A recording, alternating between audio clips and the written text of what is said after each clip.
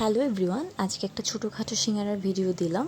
খুব ছোটোভাবে ভিডিওটা করেছি, এত বেশি ক্লিপ নিইনি। তো সবার প্রথমে আমি সিঙ্গারার ডোটা তৈরি করে নিয়েছি। ডো তৈরি করার জন্য সামান্য লবণ, তেল এবং পানি দিয়ে ডোটা মেখে নিয়েছি।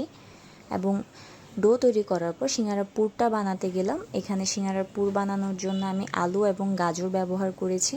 সেই সাথে মশলার মধ্যে আমি পেঁয়াজ, আদা রসুন বাটা, মরিচ, জিরে এবং হলুদের গুঁড়ো ব্যবহার করেছি। সেই সাথে পরিমাণ মতো লবণ দিয়ে দিয়েছি।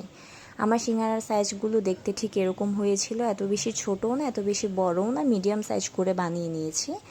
সিঙ্গারাগুলো আমি একে একে ডুবো তেলে দিয়ে দিলাম। হালকা আঁচে অবস্থায় দিতে হবে, যাতে সিঙ্গারাগুলো দেওয়া মাত্র পুড়ে না যায়, কালারটা যাতে বাজে না হয়ে যায় এবং খেতেও বাজে লাগবে যখন সিঙ্গারাটা ক্রিস্পি হবে না।